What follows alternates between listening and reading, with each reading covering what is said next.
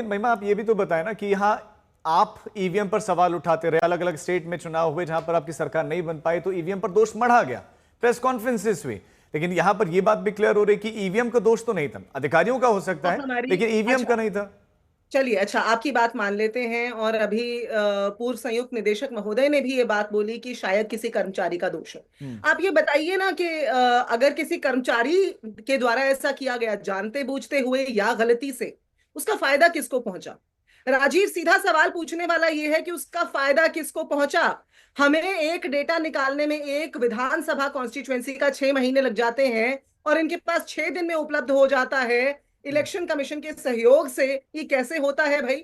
और अगर ये 51 वोट जो मोहित कुमार के कम काउंट हुए और दूसरी तरफ को मिल गए, 2.5 साल वो सरपंच बना रहा, उसका फायदा उस सरपंच को मिला ना, तो उस सरपंच पर कार्रवाई क्यों ना हो? क्योंकि उस चुनाव जिस भी व्यक्ति ने गणना की थी उसको तो वो तो सरपंच बन के नहीं बैठा 2.5 साल, तो सरपंच बन के बैठने वाला जो व्यक्ति है उसके कहने पर यह धांधली हुई होगी। और वो कौन सी पार्टी से जुड़ा हुआ है इसको देखा जाना चाहिए, और वही पार्टी अपवाद है इस देश का। आप कह रहे हैं कि उनका संबंध बीजेपी से था? आप पता लगाइए। मैंने कहा जिस पार्टी से जुड़ा हुआ है, जिस व्यक्ति ने ये गड़बड़ करवाई है, अगर ये कर्मचारी ने कहने पे गड़बड़ की है, आप ये बताइए ना, कर्मचारी की जेब में तो वोट गए नहीं, कर्मचारी को सीधा सीधा क्या फायदा हुआ? देखिए, क्या ठीक है, अच्छा, ठीक है, तुहिन जवाब दीजिए। देखिए राजीव जी, सबसे पहले तो अमीन जी की मैं बात सुन रहा था। अमीन जी ने बड़ा स्पष्ट किया है, वही बात कही उन्होंने जो मैंने शुरू में कहा था कि ये ईवीएम का तो मामला ही नहीं लग रहा है, ये मामला है किसी एक व्यक्ति के भ्रष्टाचार का, और उसके विरुद्ध जो है सख्त से सख्त एक्शन होना चाहिए। नंबर 2, आपको याद होगा 2009 में लोकसभा चुनाव में चिदम्बरम जी जो हैं वो शिवगंगा कॉन्स्टिट्यूंसी से बहुत छोटी मार्जिन से जीते थे, 3000 का मार्जिन था, और 12 साल जो है केस चले थे, उन पर भी तरह तरह के आरोप थे। 12 साल के बाद जो है वो सबूत के अभाव में वो केस डिस्मिस हुआ था। तो कांग्रेस पार्टी को आज ये मॉरल हाई ग्राउंड लेना शोभा नहीं देता है। इंडिविजुअल करप्शन का मामला जो है वो कहीं भी हो सकता है, हाँ, कानून को उसमें जो है इमीडिएट काम करना पड़ेगा, और अभी भी उस व्यक्ति के खिलाफ सख्त से सख्त एक्शन होना चाहिए। देखिए, तीसरी बड़ी बात में, अभी मेरे पास एक वीडियो आया है, राजीव गांधी जी का 1987 का इंडिपेंडेंस डे स्पीच है, वहां वो मीडिया को दुत्कार रहे हैं, कह रहे हैं कि गैर जिम्मेदार है। आज उनका बेटा जो है रोज इलेक्शन कमीशन को दुत्कारता है। मैं एक ही अनुरोध कर सकता हूं इस कांग्रेस पार्टी से कि अपनी खामियों को छुपाने के लिए संस्थाओं को अनाप शनाप और बोलना बंद करिए। आज सुप्रीम कोर्ट ने पिछले 5-6 हफ्ते की सुनवाई के उपरांत एसआईआर की प्रक्रिया को बाधित नहीं किया है। ये अपने आप में ये साबित करता है कि एसआईआर की प्रक्रिया लेकिन सही है। भी है ना कि 65 लाख जो नाम कटे हैं उनको आपको सार्वजनिक करना पड़ेगा, ये फैसला भी आया है। फिर आधार कार्ड को लेकर भी सजेशन है।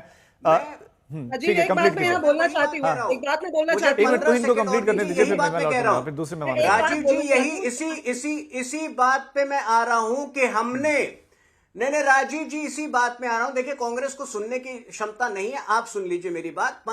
इसी लास्ट पॉइंट पे मैं आ रहा हूं कि जो सुप्रीम कोर्ट का निर्देश परसों आया है कि ये सारे लिस्ट जो है ट्रांसपेरेंट तरीके से पब्लिश हो, उसका हमने कतई विरोध नहीं किया है। हम इलेक्शन कमीशन को रिप्रेजेंट नहीं कर रहे। इलेक्शन कमीशन संभवतः कल अपने प्रेस कॉन्फ्रेंस में बहुत कुछ कहेगा, उससे हमें कोई मतलब नहीं है। हमने इस रूलिंग को विरोध नहीं किया है। हम एसआईआर का समर्थन करते हैं, इलेक्शन नवल नहीं खड़े। तो ये कह रहे हैं कि ये इंडिविजुअल करप्शन का मामला है। 5 सेकंड में, देखिए, मैं बीच में नहीं बोल रही थी, मुझे मेरी बात बोलने और भी लोगों के पास जाना है ना, आपके पास लौटना है। 5 सेकंड दूंगी, 5 सेकंड इनसे बोलिए ना। असंवैधानिक चुनावी बॉन्ड्स पर भी बोल रहे, यही भाषा थी भाजपा की जब हम चुनावी बॉन्ड्स पर सवाल उठाते थे, और फिर क्या हुआ उसका चुनावी बॉन्ड पे बहुत चर्चा हो गई ना पहले, तो फिर यही भाषा थी ना। इसी तरीके से कल को इस पर भी उत्तर आएगा। चुनाव आयोग के ऊपर जब कल को ये हमारे आरोप साबित हो जाएंगे तो क्या भाजपा माफी मांगेगी? आज ये सर्वोच्च न्यायालय की बात करते हुए चुनावी बॉन्ड की बात क्यों नहीं करते? 20 सेकंड में इसका जवाब दीजिएगा। अरे देखिए, जिस दिन इलेक्शन बॉन्ड, आपने कभी सुना है हमने जो सुप्रीम कोर्ट का रूलिंग आया था इलेक्शन बॉन्ड का, उसका विरोध किया था क्या? कुछ निर्णय देश के हित में लिए जाते हैं। अगर अगर वो पैन आउट, अगर उसकी इम्प्लीमेंटेशन जो है उसमें कुछ खामियां रह गई और सुप्रीम कोर्ट ने कोई निर्णय लिया है तो हमने तो कभी विरोध नहीं किया। ठीक है, क्या हमने विरोध किया था? कांग्रेस के जमाने में कैश आया करते थे और वो कैश जो है उस कैश का मात्र 10% पार्टी में लोग खर्च करते थे और आपके जो चुनावी सीनियर बॉन्ड से ऑफिसर, आपके जो सीनियर वापस लीडर्स हैं, वापस बिहार पर लौटते हैं, वापस हरियाणा के इस फैसले पर लौटते हैं। नवल किशोर, अभी तुहिन भी कह रहे हैं कि ये इंडिविजुअल करप्शन का मामला हो सकता है, उसे उसी रूप में देखा जाना चाहिए, एक संवैधानिक संस्था के करप्शन के रूप में नहीं देखा जाना चाहिए। अच्छा, उन तक आवाज नहीं पहुंच रही है। धीरेन्द्र, अब आपसे सवाल ये कि जो पंचायत चुनाव में हुआ, आरोप ये लगाया जा रहा है कि वो तो बिहार में भी हो सकता है और कल से एक तो रैली भी निकाली जा रही है बिहार में। राजीव, मैं यही बताना चाह रहा हूं ना कि ये राज्य निर्वाचन आयोग का मामला है। राज्य निर्वाचन आयोग पंचायती चुनाव करवाता है। वहां पर अगर किसी व्यक्ति ने गड़बड़ी किया तो उसको आप सीधा सीधा ईसीआई को जवाबदेह बना रहे हैं, एक नैरेटिव बनाने का, फेक नैरेटिव बनाने का आप कोशिश कर रहे हैं चुनाव को लेकर के।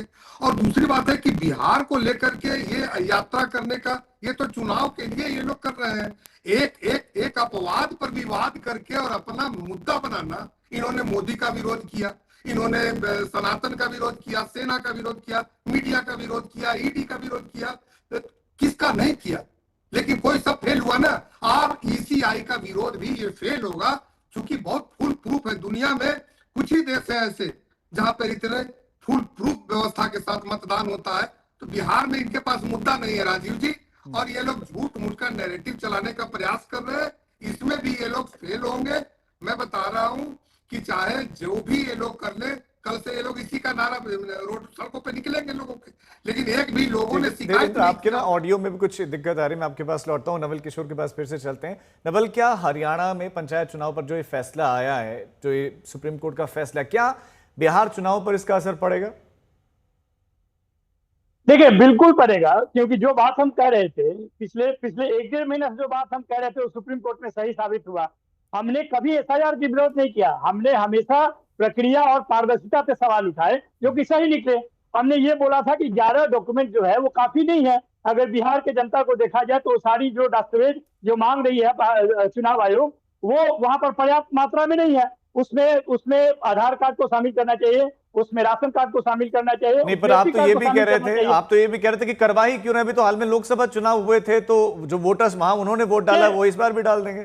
तो आप एक तरीके से प्रक्रिया का इसका भी तो विरोध कर रहे थे। हाँ, कि क्यों करवा रहे हैं? उसका वो इसलिए हम कर रहे थे कि जून 2024 के बाद, लोकसभा चुनाव के बाद आपने लगातार 6 महीना एसएसआर किया, सारा एडिशन अपडेशन करके, और जनवरी में आपने इलेक्टोरल रोल पब्लिश किया और 12 रजिस्टर्ड पार्टियों को आपने 5 महीना काम करवाया, जनवरी, फरवरी, मार्च, अप्रैल, मई तक। जून में एकाएक आप कहते हैं कि ये सारा फर्जी है। जब चुनाव आयोग 1 साल में जो काम करता है वो फर्जी निकला, तो 1 महीना में वो सही कैसे हो सकता है? तब कहीं ना कहीं लगता है कि चुनाव आयोग कहीं और से गाइड होता है। आप कह रहे हैं ना कि भारतीय जनता पार्टी का इसमें क्या घातमेल है?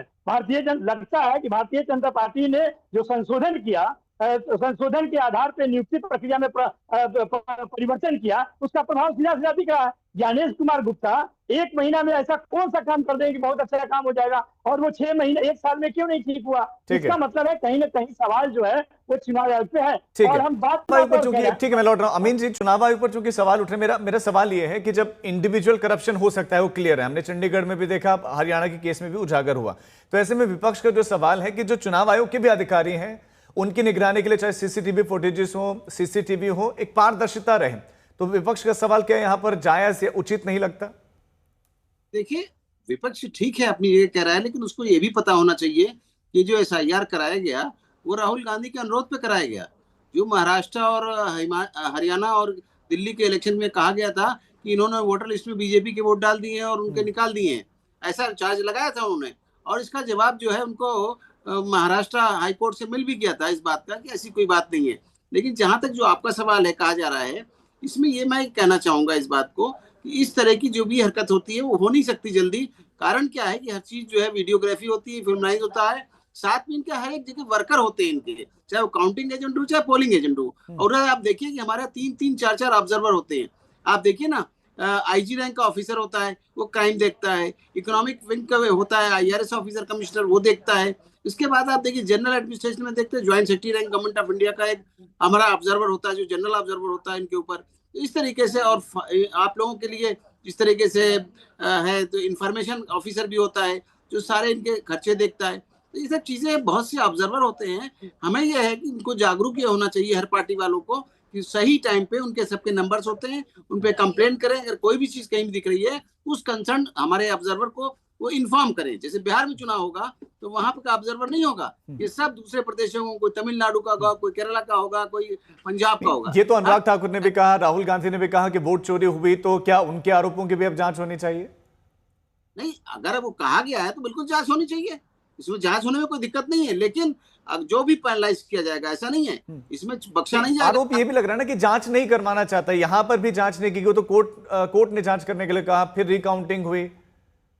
एक हठ धर्मिता है, ये भी आरोप है। ये तो हमारे निर्वाचन अधिकारी की गलती है कि वो कोई लोकल इन्फ्लुएंस नहीं होना चाहिए, ये है स्वतंत्र रूप से काम करना चाहिए उसको। लेकिन कुछ लोग ऑफिसर्स हैं जिनके लिए मैं तो नहीं कह सकता हूँ कि वो किस लिए और किस वजह से इन्फ्लुएंस हो जाते हैं। मैंने सारी जीवन में काम किया, कभी मैं इन्फ्लुएंस नहीं हुआ, मैंने निष्पक्षता से हर एक काम किया। ज्यादातर हमारे ऑफिसर निष्पक्ष ही काम करते हैं, 99.9%। ठीक है नवल, 20 सेकंड में अपनी बात रखिए, फिर मैं धीरेन्द्र जी के पास दूसरे दो सवाल है जो कि सबके दायरे में आता है। पहली बात यह है कि एसएसआर के दौरान बिहार में जो विपक्षी पार्टियां हैं, जो भी सवाल चुनाव आयोग से कर रहा था, उसका जवाब भारतीय जनता पार्टी दे रही थी, और चुनाव आयोग अपने इलेक्शन साइट पे उसको कहता था कि मिसलीडिंग है, मिसलीडिंग का थप्पा लगाता था। तो हमारा कहना है कि जब हम सवाल पूछते हैं और चुनाव आयोग इस तरह का रवैया अपनाता है तो हम क्या समझे? नंबर 1। नंबर 2, कई बार जैसे पिछले चुनाव में 2024 के लोकसभा चुनाव में हमारे बीएलए हार्ड बूथ पे हमने मांगा कि हमें 70 सीट दिया जाए, नहीं दिया। और इलेक्शन कमीशन को क्या यह ड्यूटी बनता है कि वो 70 सीट है जिसमें कि कितने वोट पड़े हैं और किसको पड़े हैं उसका ब्रेकअप दिया जाए। जब वो नहीं देते हैं तब लगता है कि ये कहीं ना कहीं मिली भगत है। और यह सरकार, ये पिछले बार जो बिहार में सरकार बनी है एनडीए सरकार,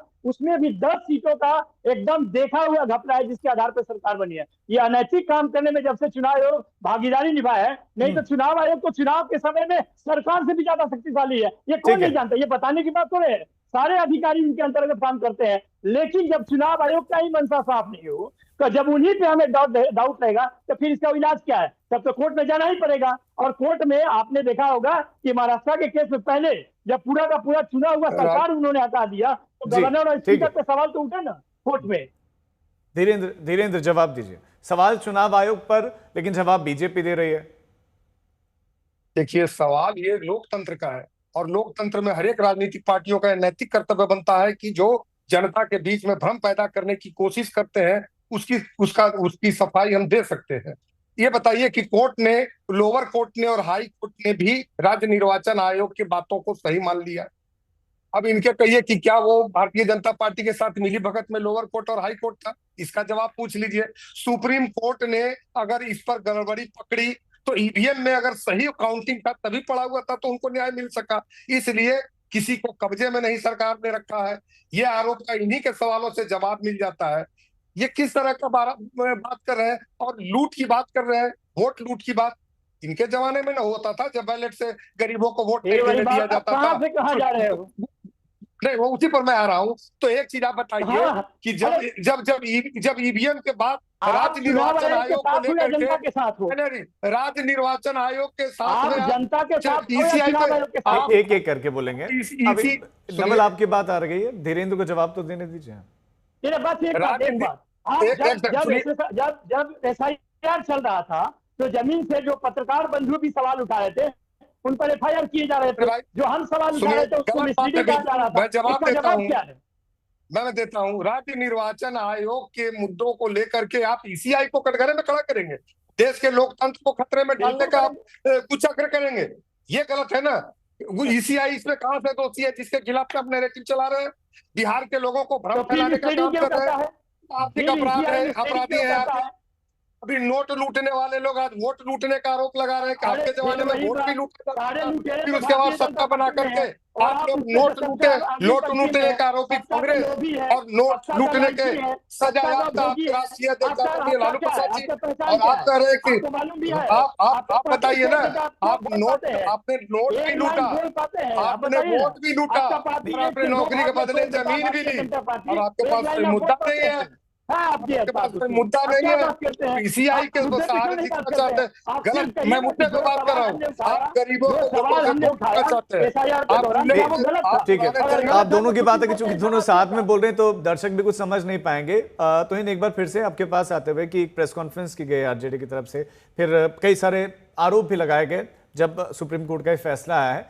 ये कहा जा रहा है कि दो लोग ऐसे हैं भारतीय जनता पार्टी में या सत्ता में जो पारदर्शिता नहीं चाहते हैं।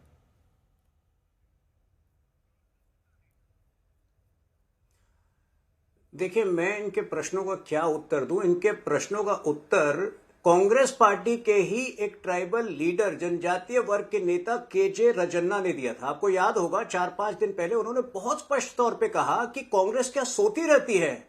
जब लिस्ट बनता है, जब प्रारंभिक लिस्ट बनता है, जब उसका जो है निरीक्षण होता है, क्या कांग्रेस के और विपक्ष के बीएलएस जो है उस वक्त सोते रहते हैं क्या? और जब उन्होंने ये सत्य बताया तो उनको आपने देखा किस तरह से इन्होंने सैक किया, किस तरह से उस ट्राइबल वर्ग के नेता को बर्खास्त किया। तो मुझे लगता है कि ये विपक्ष जो है, देखिए, बहुत निराशाजनक हो गया है इनका पूरा रवैया। इनमें जो है ऑपरेशन सिंदूर हो या एसआईआर हो, सही प्रश्न पूछने और सही उत्तर को समझने की क्षमता इस विपक्ष ने खो दी है। मैं दोबारा इनको अपील करता हूं कि अपने नकारात्मक रवैये को हटाइए। कल प्रेस कॉन्फ्रेंस में इलेक्शन कमीशन संभवतः सारी बातें एक बार फिर स्पष्ट कर देगा। हम इलेक्शन कमीशन को रिप्रेजेंट नहीं कर रहे हैं, हम सुधार चाहते हैं और आप भी जो है इस प्रक्रिया का समर्थन करें। महिमा, जब अलग अलग स्टेट में, चाहे महाराष्ट्र में हो, हरियाणा में हो, राहुल गांधी ने भी आरोप लगाया कि वोट चोरी हो रही है। आप लोग तो लगातार कह रहे हैं कि वोट चोरी हुई है। अब वोट चोरी ना हो, योग्य ही वोट डाले, उसके लिए एसआईआर हो रही है तो भी आपको आपत्ति है, तो ये कैसे हो सकता है? राजीव, सबसे पहले तो अभी भाजपा के प्रवक्ता ने जो बात बोली, उन्होंने भाजपा की मानसिकता को खोल के पूरे देश के सामने रख दिया, जिस मानसिकता ने उपराष्ट्रपति धनखड़ को इस्तीफा देने पर मजबूर किया।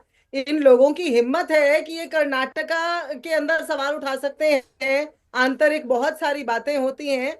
यहाँ तो धनखड़ कहाँ है आज ये भी पता नहीं है किसी को। श्री ओपी धनखड़ है कहाँ? आप फिर दूसरे मुद्दे पर चले गए। मेरा सवाल यह है कि आप सवाल उठा रहे थे ना कि वोट चोरी हो रही है। अब चुनाव आयोग चाहता है कि वोट चोरी ना हो, योग्य वोट डाले, तो उसके लिए एक प्रक्रिया का पालन तो होगा ना, एसआईआर करनी पड़ेगी। तो आपको आपत्ति क्यों है फिर उस पर?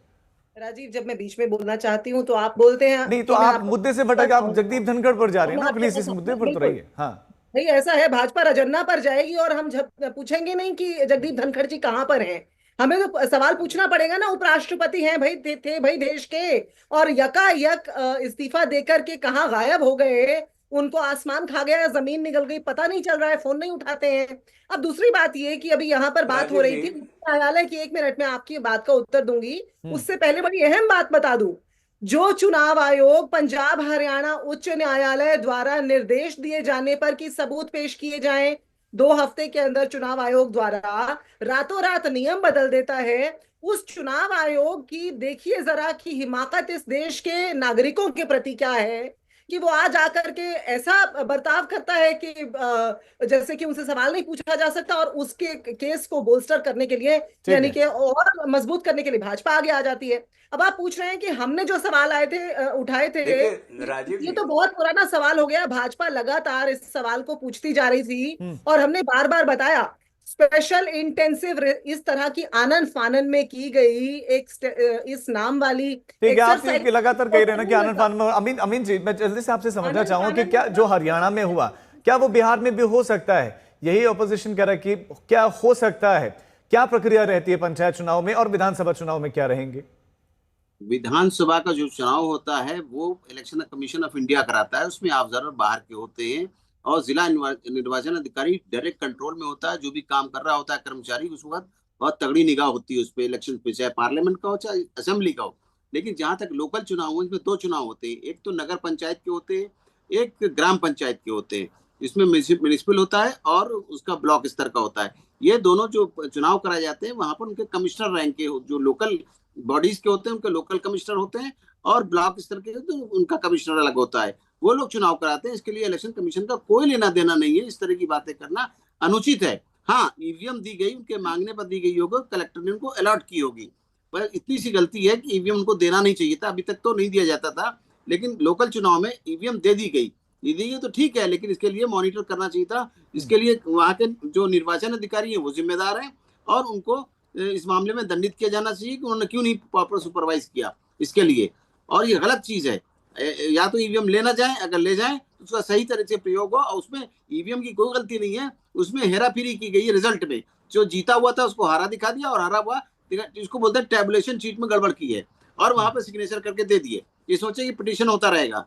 ये किया गया लोकल इन्फ्लुएंस पे, जिसने भी किया हो, चाहे अधिकारी ने किसी स्तर पे किया हो, ये वहां के अधिकारी और वहां के लोकल लेवल पे मिले हुए का काम है ये। ठीक है सर, समय इतनी ही इजाजत दे रहा था। आप सभी मेहमानों का हमारे साथ जुड़ने के लिए बहुत शुक्रिया। तो